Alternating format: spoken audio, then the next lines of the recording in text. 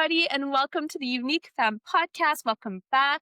Today, I'm so excited because I have Berkly, the owner of BeFitness, the all-women's and the only all-women's gym here in London, Ontario, a powerhouse making a huge impact and making fitness much more accessible to women. I know you work a lot with moms and absolutely an inspiration. So thank you for coming today. No, thank you for having me. So I appreciate it. Excited. Okay. So there's like a few things that we already want to talk about, but first let's take a sip of our tea. Because I told Berkly, I was like, hey, I made us tea, and she's not a tea drinker, but this one's from Is it the gonna tea be house. I'm like, It's hot. yeah, that's what I'm scared of. Okay, let me see how hot. It's Yeah, not you, that hot. you test it. It's warm. It's not like Okay, super okay. hot. I'm Are you scared. sure? Because this feels pretty hot. Here we are, a lawsuit right on camera. Is that too hot? No, Do you like it? Isn't it kind of good? it's very like subtle. It's like, I don't really know how to describe the taste that's at the end. It's like, it's not super strong. It's not very like, when you think of tea, it's not like the traditional kind of tea flavor. I don't really know what that flavor is at the end. I wanted to say like vanilla for a second, but like, Ooh. It's very soft. It's oolong tea. It's my favorite tea. You can get it at the tea house here in London. Maybe they become a sponsor. yeah. But isn't it nice? Yeah, it's not like a strong tea like flavor, which is nice. Has that like, I can't describe that flavor at the end though. It's like, I want to say like vanilla, but like almost kind of tastes like brown sugary. Like, oh, I don't know. Now I don't know, but it tastes good. I think you're right. I think it's actually both. Is it? Interesting. Well, that's what it tastes like, but I don't actually know. Yeah. But anyways, there you go. Our little tea trial for you. Oolong tea. Okay, so something we really want to talk about, maybe you could just share your story first of why you opened BeFitness and why it was just so important to you. Okay. A while ago when I started like my fitness journey, this idea wasn't like owning my own gym was never like a part of the plan. Like one of my first boss, actually, he was like, I want you to do better than I have. Like, I want you to have your own spot one day. And I straight up was like, no, that's not for me. Like, that's not the goal. Like, that's just not what I was looking for. As my personal training career kind of went on, I realized that I was only taking female clients. I didn't take any male clients. I had like maybe one or two at my second job, but I didn't like it. I find that men sometimes, just out of the ones that I had, like complain a little bit more. I don't know if it's like, I don't know. Yeah. But an exercise flu? Yeah. Kind of very similar to that. And I was like, oh, I don't like that. I'm like, you guys just feel like, but I was like, okay. And then, yeah, I don't know. It just wasn't the same. You can't connect as well as you can with women. So I kind of veered away from that. And as I started training more and more women, and like I saw that more and more women needed help, whether it's like fitness or like their mental health that comes with exercising. There's a great need for it. There's a lot of women, I think, that don't work out or maybe take care of their health. I guess it's a better way to word it. Because they're too intimidated to go to like a traditional gym. Yes. So I wasn't nervous about going to traditional gyms because I started when I was in high school. So we went to Good Life because my fitness teacher worked at Good Life. She might still work there. She does the yoga at the downtown Good Life location. So when we went to South, like for high school, we would just go over there and we would do like weights and stuff. And that's how I got introduced to it. And I really, really liked it. So I was just used to being like in a public gym, especially Good Life. You kind of get like a wide range of people who go there from like different fitness levels and stuff. So that was something that never really bothered me. But what I did notice was like going over to women's only sections that were there, because sometimes I would go over there. They were full. There was a lot of women who like would not go to the other side. So there's obviously a need for women's only sections. There's a reason like why they exist, obviously, and there's no men's only sections, because that gets brought up too from men. They're like, oh, well, imagine if we do that. And I'm like, thank God you don't need to, eh? So yeah, there you go. That's like such a perfect answer. Right? Like you don't need to. There's a reason why there's women's only spaces in gyms, and there's a co-ed side. There's not men's only spaces, even though I think men would really like that. But so yeah, anyway, sorry to get back on topic, but basically I was like watching these things and I was like, you know what, it'd be really cool if women can just have a space that's just for them. not like a section, because if you go into women's only sections, they kind of suck. They're outdated. Like the Good Life one that I went to downtown, I feel like they have a lot of the similar things that I had back when I started. They might be like a couple additions, but like the equipment is all the same. It's outdated. Like dumbbells only go to like a certain amount, which is silly. So I was like, it'd be really cool if like the city could have a space where it was just for women, where it's like open gym classes and personal training. So that was like this idea that was kind of sitting in the back of my head. And I worked at the second gym location that I was at. And it's something that I brought up to my boss because it was like really weighing on my brain. And I was like, I really think that this is a good idea, but like I don't have the means or the funds or like the ideas or the business aspect to it to make this come to life. Or like I don't even know where I'd start. So I brought it up to him, and he's owned multiple gyms. He has gyms in Trinidad and that gym, obviously, that I was at. And he told me that it was a bad idea. Mm. So he was like, "You're looking at just one demographic." Like, and I thought I believed him because obviously I'm like, "You have this gym experience. Like, yeah, sure, you're looking at one demographic." I'm like, okay, like it kind of shot that idea down. And I was like, I kind of pushed it to the back of my brain, but like it still sat there.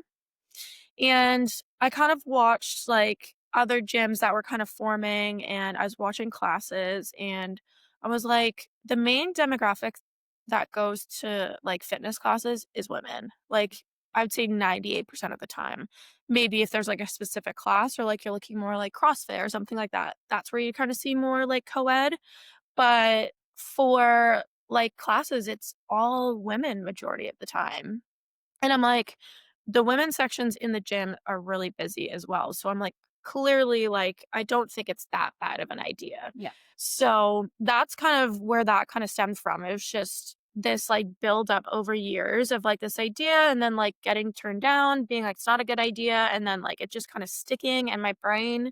And I really wanted to create something meaningful, empowering, supportive, that I think is missing in the fitness industry in general, not even just in London, like in all places. Yeah. So yeah, that's kind of Wow, thank you so much for sharing. What I like, there's so much that I love about that story, but one of the things that I really pulled out was that like when you have an inspired idea, when you have this idea and you said like it's like living in my brain, like I can't get it off yeah.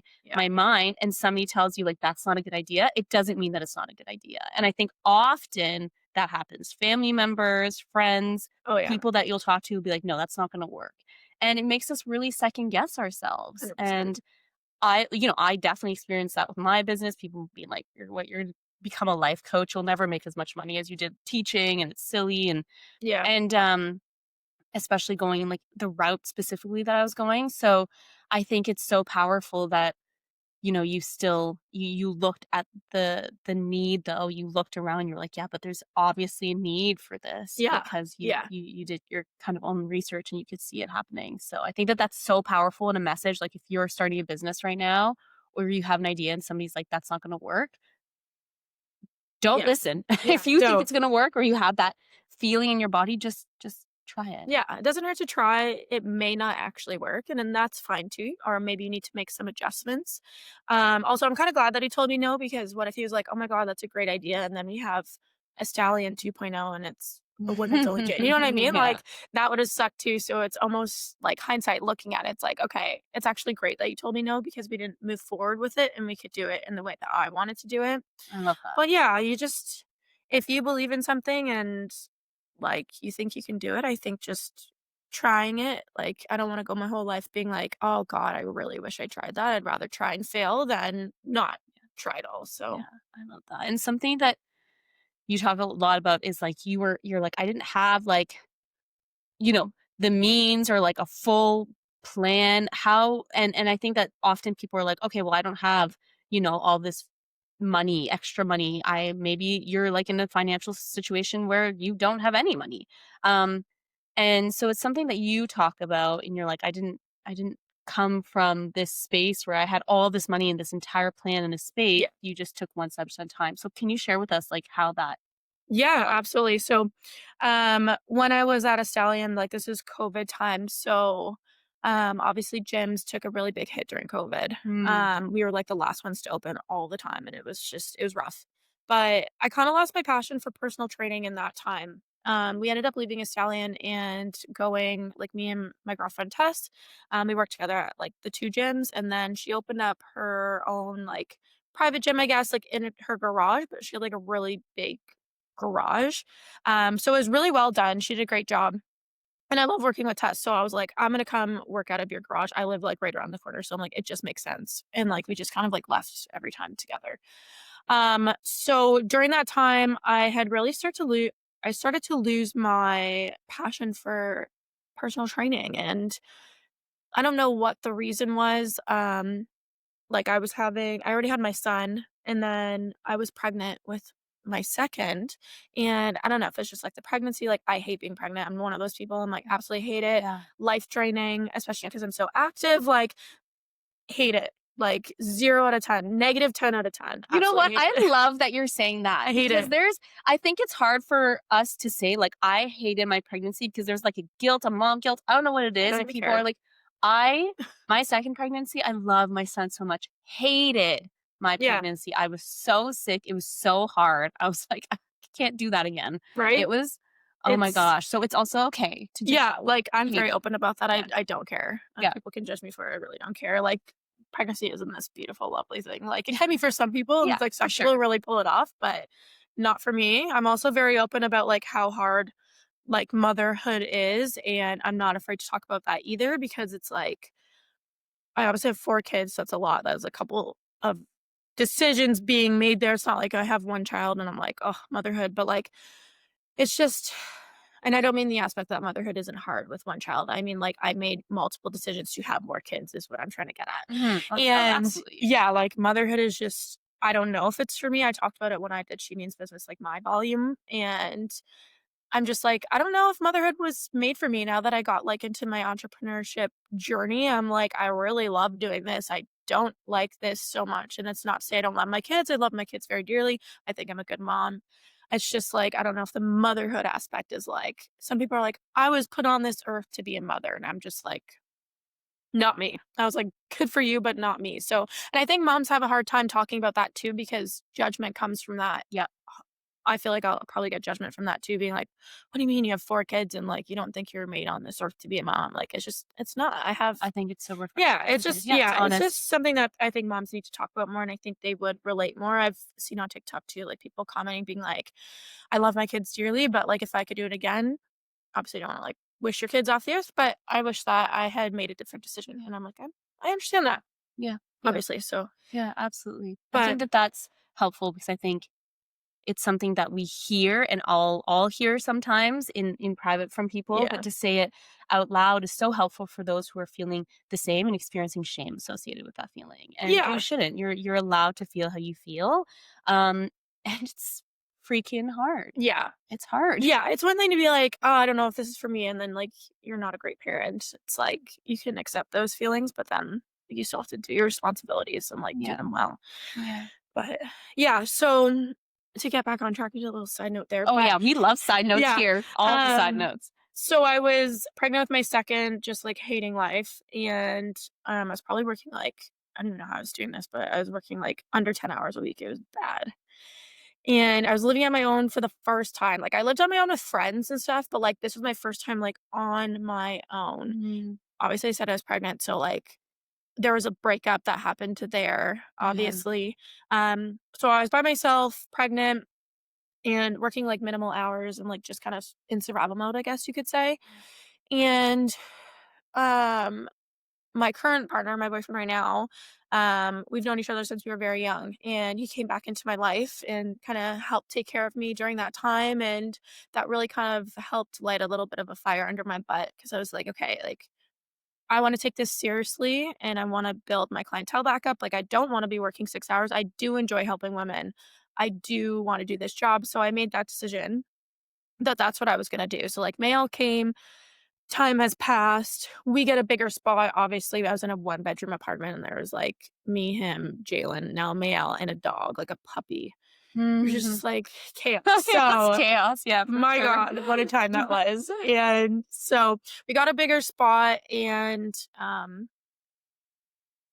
it came back to like the parenting thing. And it was basically like I knew that having kids was important to Christopher. And obviously he told me like my first two from my previous relationship, like he was more than okay with if I was good and like I was done and like I was done. But I was like, I knew the importance of it, and I was like, okay, let's just have one more. So fast forward, end up getting pregnant and finding out that it was twins. So two more. Woo! Yeah. So Oh that's how boy. that happened. And I'm kind of getting to the point just because like this is kind of where it kind of built up. Mhm.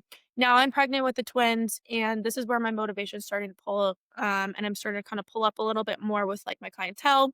But I was like, once the twins are here, he was going off on the mat leave or the paternity leave, whatever you want to call it. And I was going to be working because I'm self-employed. I don't get a mat leave. So I was like, it makes sense for you to come off and be helpful. And then I can focus on building my business back up. So like that was kind of the plan. So I had the twins. This is kind of plays into the story a little bit because it just kind of shows you like how hard I had to work. Um, when the day it came that I had the twins, I like long story short, I ended up having preeclampsia that wasn't caught, and it turned into eclampsia because I Oh my ended up goodness. passing out and having a seizure. So I had a seizure. Chris took like he didn't go to work that day. It's very strange, but very interesting because he didn't go to work that day, and I was like, "Why aren't you going to work?" And he was like, "I have a rain day." And I was like, "Oh, okay." And then I left, dropped my older two off, and I was outside and we were driving, and I was like, "It's sunny outside." I was like, "He doesn't have a rain day." I was like, "He clearly just didn't want to go to work." So I'm like, "Oh, whatever. Like, he just needs a day. Cool." So I get home. I was having bleeding. That's how I was like, I had it maybe a few days prior. Went to the hospital, got checked. They're like, "You're good." Bleeding happened again. So I called them when I was dropping off my older two. And I was like, "Do you want me to come in again and get checked?" And they're like, "Yeah, just come on in." So I was like, "Okay." So when I got back home, Christopher was still in bed. I was like, "We have to go back to the hospital. I'm bleeding again." But I was like, "Take your time getting ready because I just want to have a shower." I figured it was going to be the same as last time, get checked, get sent home. So I was like, I just want to be comfortable. Yeah. So I was like, "Take your time getting up, like whatever." So I go into the shower. He comes into the kitchen. They're like kind of side by side almost. And he told me that, like, I don't remember any of this, but like he told me just he heard this. No, I got out of the shower and I was like dry heaving. And I don't like when people come around me when I'm throwing up. Obviously, some people are fine with like the little back rub. Like, don't come near Oh me. I'm like, no, stay no. away. Makes I'm it like, so much worse. no. I'm like, I can't. I'm mortified. So I'm like driving. He's like, "Are you okay?" And I was like, I said yes. And then all of a sudden, he just like heard this huge bang. And so he comes into the bathroom. I fell backwards, so I fell back over my tub. So I'm, like, hanging over my tub with twins, like, at 36 weeks, so Oh my large and in charge goodness. and fully naked, and he pulls me off the tub, and I start having a seizure. So he calls 911. The fire station is right around the corner from our house, so the fire truck got there first.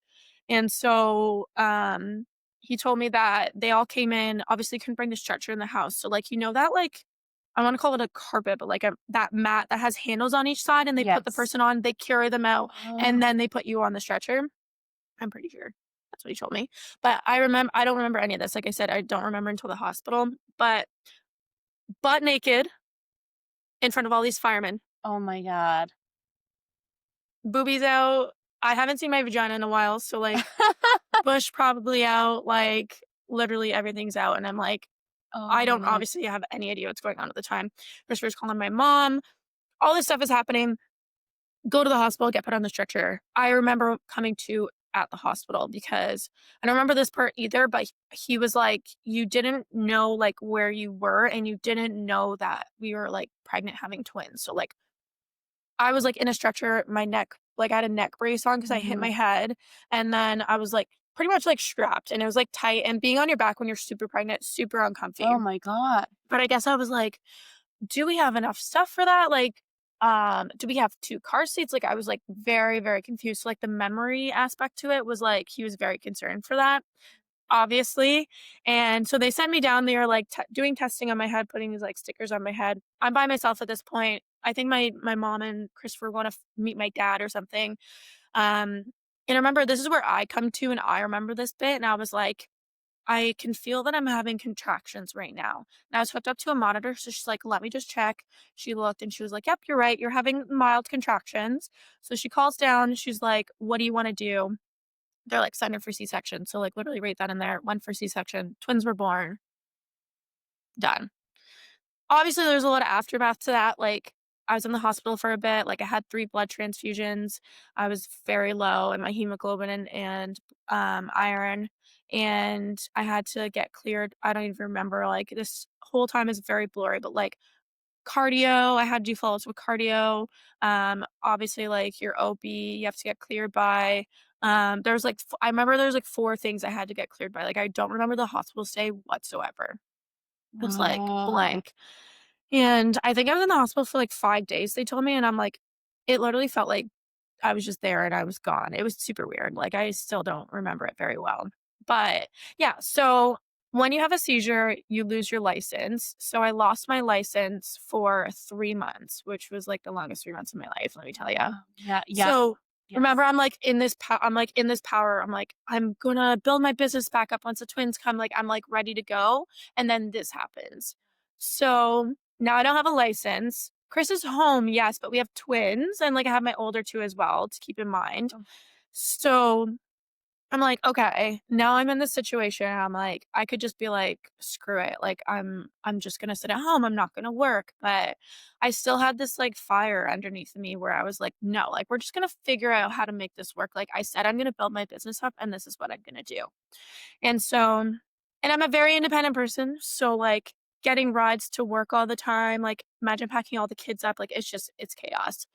So, I rode my bike a lot of the time to work. Like, Tess lived probably I don't know how many kilometers it'd be, like I'm kind of close to, like, central downtown, and she was, like, at Superstore basically where on Oxford and, like is it, like, Gamage or whatever? Okay. Something is that where it is? The one that's, more east way, not the north one. The Superstore, Oxford, is it like, I think it's Highbury-ish? yeah, it's, like, cold yeah, it's, like, Yeah. very close to that Yeah. one.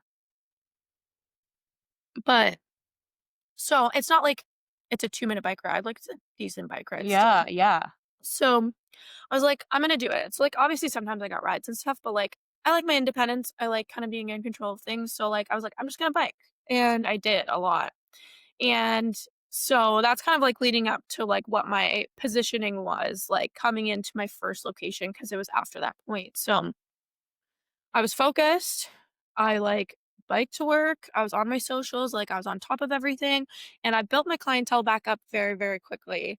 I think it was just like the drive that I had and the consistency and And the how long was determination. that from? Because, like, wow, I mean, that story is just so incredible and, I mean, devastating in a sense and chaotic and just so scary, and Yeah. I'm so sorry that you had to go through that, and that must have been so scary for him too. I mean, Oh yeah. Oh my God. Yeah. what, an We event. literally, yeah, like we talked about it in the hospital because like I actually needed to like literally tell me what happened because I had no idea. And like we were just like crying in the hospital together. Like Yeah. I felt terrible for him because like I don't remember. So it didn't impact me as much as it did him. Like, and I just felt horrible for him because it was very, very traumatic for him. And, like, your resilience, like, the fact that you're like, "We're just gonna figure it out." And I think that, I mean, this is an extreme, I find, situation for, like, you're just gonna figure it out, and so, like, the resilience and the power and the strength. But, like, remember this in your business or whatever it is that you're going through, like, you're just gonna figure it out. Yeah. We'll figure it out. You've Yeah. always figured it out, and eventually you've always been okay. Yeah. I mean, that's quite an extreme, example, but, like, just quote it, write it down. I'll plan it and I'll figure it out. Yeah.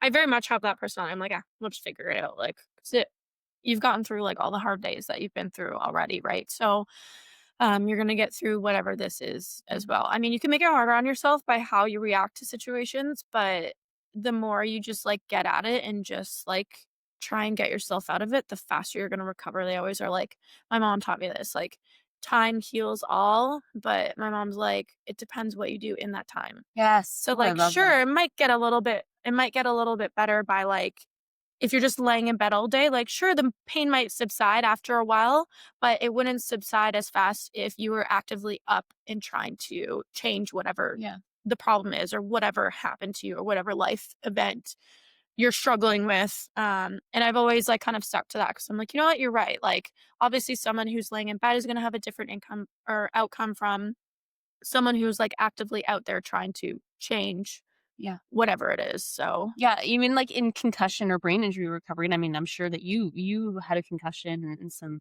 probably that's only my yeah. memory loss is bad. Yeah, so, like but it's kind of like, the old way was, like, stay in bed, close the blinds, stay in the dark for 2 weeks, and now they're saying, like, "Actually, no, as soon as you can, start slowly getting your life back. Start movement, and exercise is literally the best thing you could do for brain injury, in small doses, like, push too hard, but, like, Yeah, pushing yourself outside of that comfort zone, there's, like, that sweet spot, and if you're just staying in your comfort zone, not creating any discomfort, you're gonna stay there, so I think 100%. I always say like movement is medicine. Like, yeah. I sprained my ankles a million times in soccer. Like, the best thing I could do for it is like move my ankle. Like, people want to sit ice, raise it, whatever. The first thing I do is like get my shoe off and I move it. Like, people are like, don't take your shoe off. Like, keep the compression aspect of it. And I'm like, no, I'm taking my Interesting. shoe off. Like, I'm gonna move my ankle. I'm gonna try and like walk on it a little bit, like to an extent. But I find like when you don't move it, that's when it starts to get worse. So I strongly believe like movement is medicine. So I'm not really surprised that that's like new protocol for concussions. So Absolutely, yeah, yeah, and they even say that, like, movement and going for a walk and doing light exercise is a better tool to reduce your symptoms than sleep. it just makes sense. Yeah. Like I get that. Yeah, Mhm. that totally makes sense to me. But um, yeah. So like I still had that determination to just like keep going. And obviously you can like assume like you can figure out like income with like someone self-employed just kind of building their business back up, and then like someone on paternity leave. Like, everyone knows like mat leave sucks, like to pay for it. So you can kind of see like where we were at like in our positioning, like compared to him working full time and like stuff like that. So not a lot of money basically is what I can say coming in. So one day randomly I'm on Facebook Marketplace. There's like a commercial building at the end of our road. I'm like, "Oh, this is, like, literally right there." And he was like, "Oh, cool." And then we just, like, brush it off or, like, whatever. And then, like, maybe a few days later, it popped up again, and I was like, "Oh, this place popped up again." And he was like, "Well, why don't you just go look at it and, like, see?" And I was like, "I don't know." And he's like, "Just do it." And I'm like, "Okay, cool." So, literally, I messaged her, I think it was early yeah, I wanna say it was, like, maybe closer to noon on Sunday, and she's like, "Can you come tonight?" And I was like, "I yeah, I guess." Like, I was Wow, like, and how "Whoa." far after like, what's the time pass from the delivery to this time? Well, from delivery, like, after that happened, I probably went back to work within the first, like, 2 weeks, which is, like, kind of insane. Yeah. Wow, So, wow. like, I went back to work to Tessa's, like, after I wanna say 2 weeks. It could have been earlier because I remember, like, some of my clients that are still with me now, like, they're like, "You were nuts for coming back." And I was like, "I know," but I was, like, ready to go. I couldn't sit any longer. I need to, like, move. I need to do something. I might not have been driving, like, I might not have been riding my bike at the very beginning, but Mhm. eventually we got a bike, and then that's how that kind of transformed. Okay. From the timeline of, like, looking at this place, I honestly the twins were born in May, early May. So, and then we like opened September 1st. So August. Wow. So probably like the end of July. That is wild. Yeah, it was like very, very it was very quick. Um but I think it just has to do with like it just all was a part of the plan, like your laid out plan because like I went for it. I was build it was part of the momentum. It was just going and it just I think it just makes sense like Yeah, when it happened. yeah. Um so yeah, we ended up going to see that place before my son's soccer game. We walked into it. It was very small. I want to say maybe I don't know, we have different numbers, but like 6 to 800 square feet maybe, not very big. Um And there was a tattoo parlor guy, whatever, in there prior, and, like, his stuff was everywhere. So, like, when you have a really cluttered space in a small area, it makes it seem like it's that much smaller. Yeah. So I was like, "There's no way this is gonna work." There was, like, carpet on the floor. I'm like, "There's carpet, like, dirty carpet." The guy clearly smoked weed and, like, cigarettes in there, so, like, you could smell that stench probably just sitting in the carpet. It was gross. I was like, "No, there's no way." So we leave, we go to my son's soccer. My dad is there. I'm thinking about it more. I'm like, Hama, maybe we can make it work. Maybe we can't. I'm like, I don't know. So I was like, the only way I can get started is if my dad will let me use his equipment that he has at his house. So during COVID, my dad collected a lot of equipment. Obviously, we worked out a lot. I was living at my dad's at the time during COVID. And we're like big into working out, clearly. And so my dad collected a lot of items like throughout COVID. So I was like, that would be a really good place to start. Obviously, fitness equipment is very expensive. It's so ridiculous. So I was like, that could be a good start. And I think that would like help relieve some stress of like, how are we going to afford to buy equipment? So we get to soccer. I talked to my dad and I'm like, listen, I just like went to go look at the space. I don't like have any idea or plan or way, but would you be willing to let me take your equipment that you have at home? Because my dad was going through a divorce at the time. So like they were separating. So like my dad was going to be moving into an apartment. He had no room. He already was in the apartment actually at that time. So like the equipment was just sitting at the house. It wasn't doing anything. So it's not like he was like actively using it. So I asked him and my dad said yes. And I was like, I'm like, okay. I'm like, I don't like that answer. I'm like, why couldn't you have said no? No.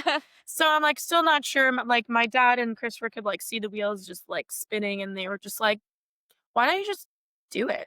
And I'm like, can we do it? Like, and like full transparency, like the rent for that space was $1,500 a month.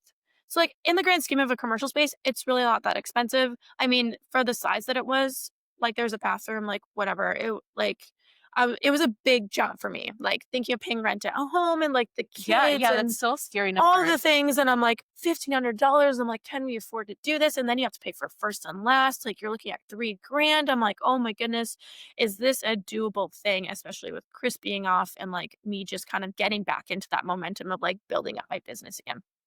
So they're like, just do it. I'm like, okay. So then I send the landlord a text and I'm like, we're interested in taking the space. And I'm like, we could send this text and she could be like, no, like she was doing other showings. So she could have been like, no, sorry, like we actually went with someone else, or like maybe we didn't really like you, or like whatever. So we send the text and she's like, can you come sign the papers in like an hour and a half? And I was like, wow. I guess I can. Yeah, sure. I was like, whoa, okay. So like it progressed like within like, it was like a 3-hour like thing from like seeing it, soccer, sign. So it was crazy. Someone called that crazy, obviously. I think it's crazy looking back at it. But then we just like dove like head first. We just went right into it. I'm like, we went and signed the papers. I happen to have like, anytime a client would give me cash, I would just like store it in like a cupboard. So I had the cash, like probably like very close to the amount of cash that I needed for first and last. So I took the cash and like, I was like, oh, like my cash is going like my pile. And then I gave it to them for first and last. And then I think it was maybe like a week or so out from like being August 1st. They gave us August 1st or the month of August to like prep that month and then like open September. So like 1 month to get this little space ready. So that's kind of how that started. Wow. And like where our financial situation was. So like there was no extra, like that $3,000 was basically like my savings. So like that was gone now. So I'm like, how are we going to do this? Like, yeah, my dad has some equipment, but it's not like everything that you need. Like there was plates, leg press that turns into hack squat, dumbbells, some dumbbells. What else did he have? He had like a home version of like a leg extension and leg curl. So it's not like a commercial base. So like to be used that much, like I'm like, okay, that's only gonna go so far kind of thing. A cable machine. I'm trying to think what else, like little things. But like that was kind of the gist, like a rower, but I was like, we're not gonna use a rower in there. Like there's not enough room. But that was kind of it. Wow. So I think crazy. what an inspiring story. And I think like a few things there, it's like when it's time, it's time. Yeah. And I think, and there's something about just, like you said, jumping in head first. Like going, okay, sometimes there is such value in jumping all in or all out. Yes, you can have your toe dipped in. Because that's like when I was like, okay, I'm going to go into my business. It was like, I'm not going back into teaching. Like it was a big, scary thing. I'm a single mom with like all the financial kind of responsibility. So, but it was like when you know, and you're just like, I'm just going to jump in. And then it's also asking for help, like saying, you know what, like, Dad, can I, like, you're not using it. Like asking for help because people want to see you win and succeed. And it certainly helps to have people that will support you, and which it sounds like you have such a wonderful support team. Yes. I'm very thankful for that. But I mean, yeah, that can, I'm sure that was like really, really scary. How did you feel after you signed the papers? Were you like, oh, I couldn't sleep. I was like not able to sleep. I was working at a Good Life at the time. So I was like going to the gym, like I was like anxious. Like all these things were just running through my mind. I'm not one to usually not be able to sleep, so like not sleeping was like really off for me. I was like very, very anxious and nervous and scared yeah, and um not no not necessarily maybe about the money aspect, but like the thing as a whole. Um and like Christopher and I are very opposite when it comes to money. Like he stresses about money. I think he gets it from his dad. Um, but I'm kind of like, like we'll just figure it out. I'm like, money comes and goes. That's what I say all the time. I'm like, money comes and goes. Money's meant to be spent. Um, yeah, Obviously, like we'll just figure it out. So like, I don't know how the opposite like it always works out that way where the opposites are like together. So you got the yes. stressor and the person's just like, we're gonna figure it out. Like We'll figure it out. yeah, Like, when they wake get up together. and tell yourself every morning in your business, I'm just gonna, this is what I want to do, and we're just I'm gonna just figure gonna it out. day by day, you're just gonna take it step by step. So yeah. I love that. And so, what was that next year like for you? Because I think that people, especially nowadays, when we have social media where you're like, okay, hire, like I see this in social media, like do this and you'll blow up your business overnight. Like this like idea that Like quick fixes yeah, almost. these Yeah. quick fixes. And I think that it takes a lot of trust. It does take a lot of work, but then like you like I always say body first. Obviously that's like something I believe in, but like it does take putting in the time and taking consistent inspired action. Yeah. Because if you're going, okay, I'm gonna do all the tools, but it's just gonna like come to me. I don't know. You need to knock on doors. You need to take consistent inspired action. Otherwise, I don't think it's gonna happen. No. No, you definitely have to do that. Um, Basically, like, so where we started was like we had that month to get it ready. It was like literally the most chaotic month. Like, picture like twin newborns coming in carriers into the space. My mom's painting it. My dad's helping. Christopher's going crazy. Thank God he's off though, like on that leave. That helped a lot. But it was hard with the twins because like sometimes they just didn't want to be there. They didn't want to sit in the carriers. They didn't want to like do whatever. Um, we racked up our credit cards. So I think this gym was like obviously very inexpensive in comparison to like the current location. It's just a different scale, obviously, but still at the time when we were going through it, we probably racked up maybe like I'd say 15 to 20K of like credit card debt, which is not great, obviously at 20%. Mhm. So like that's how we opened this gym was like racking up our credit cards. So like we didn't get a line of credit. Like I said, like I was barely making any income. Like no one's gonna approve me for anything. Um, my credit was okay, obviously, because I had that room like on my credit cards. My credit was okay. Christopher's income was pretty good, obviously, from like doing his construction. And his credit was okay, but it's just not something that we explored because I was like, there's no way they're gonna give us money. So we're like, yeah, credit cards it is. Christopher obviously is stressing a little bit more about that, but I'm like, we'll figure it out. So that's how we opened the gym originally was like through our credit cards. We got it done. We opened September 1st. The first year, honestly, was amazing. Mhm. It when I first opened BeFitness, first of all, it was co-ed. I didn't go with the women's only Oh, aspect.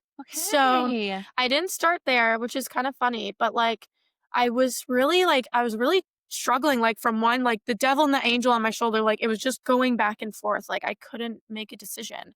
And I had like men coming into the space. Christopher would come work out. Like I had my one client's now fiance, like he would come and do workouts. They'd do workouts together and like they liked that. And then finally I was just like, you know what? I just need to go with it. Like, I believe that this is a great idea. I'm going to stick with it. I obviously is not leaving my brain. So like, I need to do it. It's calling to me. And I just made the decision. I was like, sorry, Brandon, you can't come here anymore. I was like, sorry, Christopher, you can't come here anymore. And that was just it. And as soon as that happened, I like saw a shift in like people wanting to come to the space. And mind you, it was just me at the time. I was by myself. I was the only one training there. And that was like the intention. There was really, like I said, I had no plan. I opened it in like the 3 hours. Like the idea came in 3 hours. Like there's no plan of like, okay, this is going to be me. And then I'm going to do this and this and this. Like we were just winging it. Like obviously no business experience either. Just figuring it out as we went along. So like there was a lot of people that came. My clientele was above full, obviously, because it's like, I don't want to turn anyone down. So I'm like, yeah, of course I can take you. Yeah, of course, let's figure this out. And now I was overdoing it because I had like I probably worked between 40 and 50 hours. Like that's just straight personal training. Wow. My clientele was full. And I had to start like, actually, I think when that happened, I was like, okay, I need to hire other people because like I can't take on all these people and I can't work these hours. So that's when I put out that I was hiring. I brought in two trainers, Haley and Christy, um, still with us to this day. Oh, I love Um, that. like so thankful. Like I built very close relationships with both of them. Um, and that's kind of just where it started. And it kind of just like snowballed from there. So like built their clientele up. They were getting busy. And like, mind you, we're in this small little space, but we're figuring out how to kind of maneuver around each other and like just work together as a team to make it work. And we kind of just kept adding as we went. We had like Amber and Alyssa, we had Sia and Leah. So there was just more trainers that came on and just the way that everyone's scheduled work. Like Alyssa has a full-time job. So like she worked like 2 hours a week. So like it's not like all these people were coming in working full time. Like they all had their kind of like schedules where it kind of worked where we could just kind of work around each other. There was like the odd time where maybe the gym was like slammed, but like we just made it work and we just figured it out and it was fine and it was fun and we liked being in there. Like we say to this day, we miss that space. Like it was a good time. So basically, yeah, the first year was basically that. Like it kind of just snowballed and just kept going. We kept adding trainers. I was like, okay, we need a bigger spot now. And then that's where like this whole new space happened. But basically, like from a financial standpoint, just put this in perspective. So during that first year, obviously we like loaded up our credit cards, we had all this debt, and then Christopher decided he wanted to go back to school. He's always wanted to be a firefighter. So he wanted to go to Festi for however long that was. After this had done, I think he felt a little bit inspired, which is great. Mm-hmm. No OSAP for Festi, and it's about 10 grand. So we were able to pay for that in full.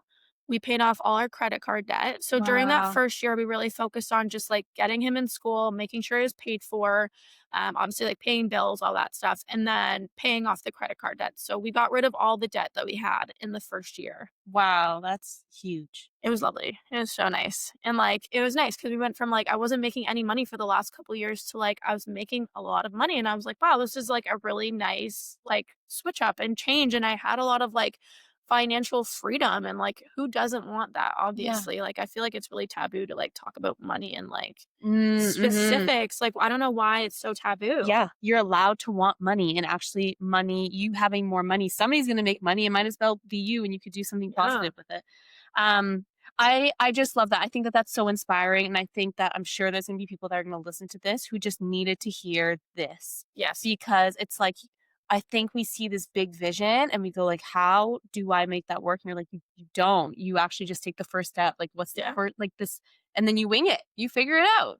And then you get support and then, you build your team. And I just think it's like your story is so inspiring and real. And I think it gives a lot of people the courage to like take that next step. Yeah. Yeah. Yeah. For sure. Wow. And so now, I mean, now you're in this massive space and it is, I mean, it's beautiful. I saw it maybe a month ago and I I talked to a few people about it because it really is, I mean, it's a grand project to take on. Yeah.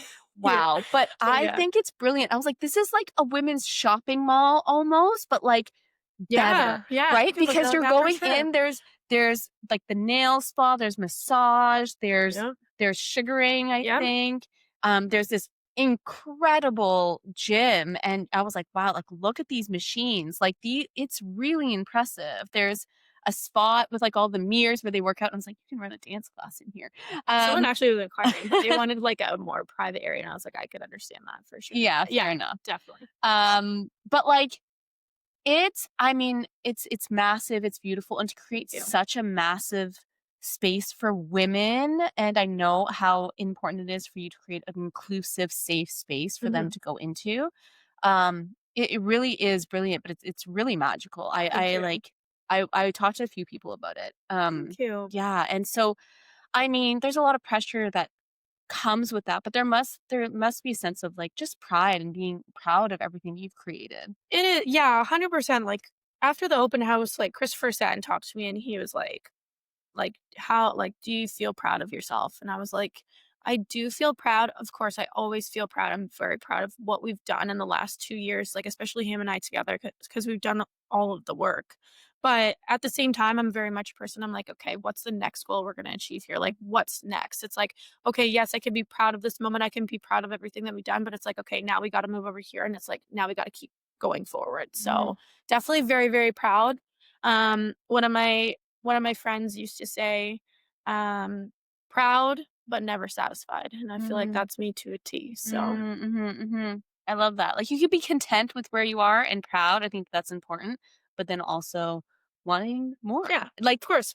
like, yes, please love this and more. It's Yes. okay to want more. It's okay to want 100%. more money. It's okay. Like, and I think, okay, and I want to touch on that because as we've grown up, especially as women, we have always been taught that the rich one is always the bitch. We always say she's a rich bitch. Think of Cruella de Vil. Think of all of the Disney movies. Think of like all of the movies. Wears Prada. Like everything has shown us, even the Hallmark movies. She's like the rich bitch. Yeah. And then she comes to the small town, and when she decides to have less money, she's nicer. Like we've really been conditioned to not want money. And it's okay to be a good person and want a lot of money. Oh, yeah. I want money. I want lots of money.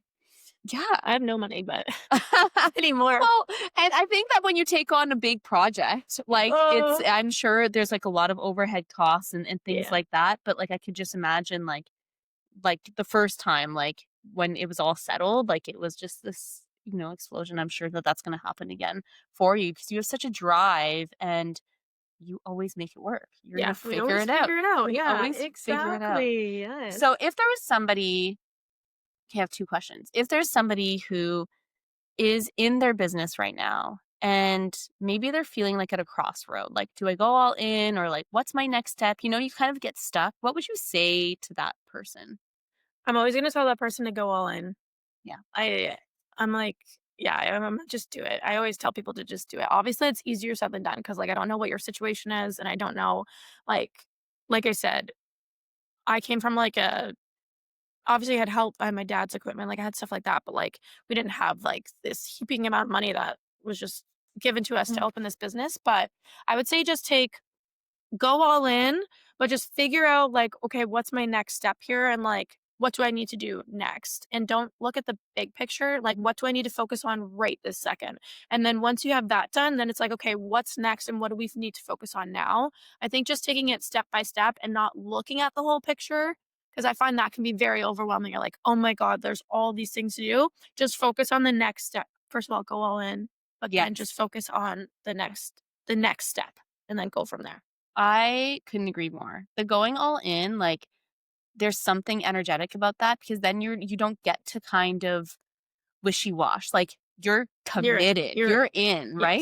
Yes. And something else is like, I think, especially in coaching or like the service industry, you get really stuck on like, okay, but who's my perfect ideal client? And I have to have like all the answers and such clarity before I build anything, before I take a step. But I really think that actually like taking that action is going to create the clarity. So for you, like you were like, okay, I'm just going to do it male, female, like I'll make it co-ed. And then as you continued working, you're like, okay, no, I have full on clarity. This is what I want. I need to do this. Yeah. So it's okay to not have full clarity. Just start and explore, like become curious. Yeah. And go all in, become curious, try it. And then you'll see, like I was like, who as a life coach do I actually want to work with? And I was working with moms and overwhelm. And then it naturally progressed into like more women in business and building up their business. And then became like, okay, but this is like all strategy. Like there's such a body base to this. So then it went there, and now it's very much EFT Yeah. and body based. So Yeah. like it'll take you in different directions, and You'll figure out your path as you go along. Yeah. Like you have to it's trial and error. yeah, Like it just is. And you'll find your path. and you figure it out. Okay. You always just figure it out. Yeah.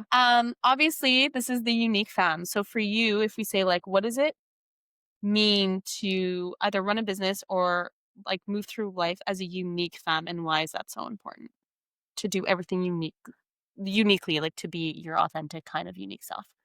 I feel like if you just go with like societal pressure, like something maybe you feel like people are telling you to, it's just not genuine to yourself. Like, and you're not going to enjoy it.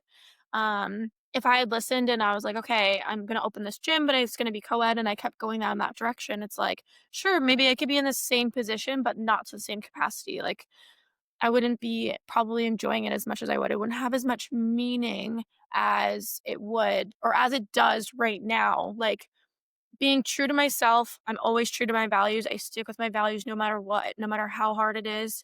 And that comes with some hard decisions, but Mhm. sticking to my values and like my beliefs, I think aligns me on the path that I'm supposed to be going down. And it's brought me into where I am today and what I've built. And I think what we've built based on those decisions and staying true to myself and my visions and my beliefs has created this magical, magical thing. And I don't think you would be able to achieve that if you weren't true to yourself and your beliefs and your values. Ooh, I love that answer. I don't know. I can, yeah, yes. Retweet. Great. Retweet. I love that. Thank you Of so much. course. Thank you for sharing your story, because I knew like bits and pieces of that, but I didn't know that entire story. And like, wow, you really are such an inspiration. And I think it's giving people the fire that they probably need. If you need this little boost, this is the episode to definitely listen to, Yeah. because it's gonna light the fire under your ass to just figure it out. Just figure it out. And Yeah. Like, yeah, it's like the same thing opening the next location. It's like the same process. We just figured it out as we went. Obviously, much more stressful, bigger capacity, more money. yeah. Like having all the offices and stuff, like making sure that I could cover rent, like first and last. Like that's a big part of it too, is like my first and last was $24,000. And I told you I had no money. I had like 4 grand maybe in the bank. Like, so it's just like I called my bank and I literally begged. I was like, tell me what I need to do. Like, this is how much money I need. And like, he gave me $10,000 worth of overdraft and a $10,000 line of credit. And I had my $4,000, and I went $10,000 into overdraft to open my next location. So like, I didn't have money. We were lucky. We got a loan like through Christopher's working again, and that helped big time. So like, we got a loan for all the equipment that's there. But like, my quote for Treadmill Factory was $130,000.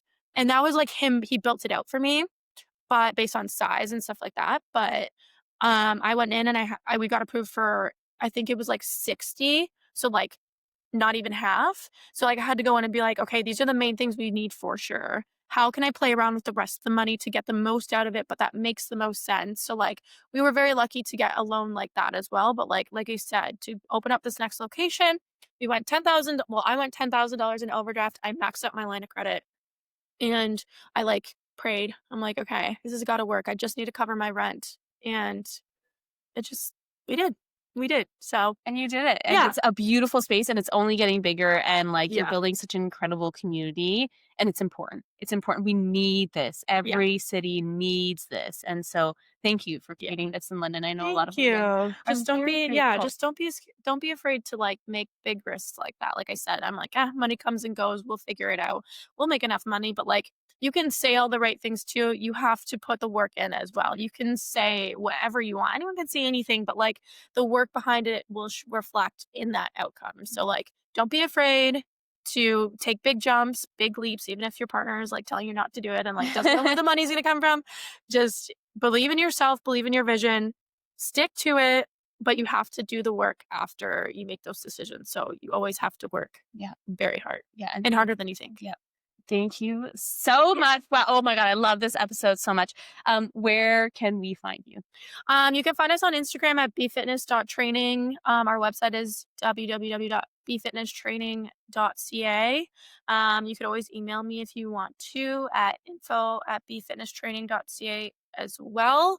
I like to be talked to on Instagram though. Like I'm not a big email professional. So sometimes when I see an email, it stresses me out. But Instagram, you can email DM me. away. I answer them, but like it just stresses me out a little bit more. But like I'm easier to get a hold of on Instagram. So yeah, whichever you prefer, really. And if you are a woman in London, Ontario, make sure to head over to BeFitness. And also, if you're ever visiting London, Ontario, check out BeFitness. We love you guys so much. Thank you. Thanks And for thank having you. me. Bye.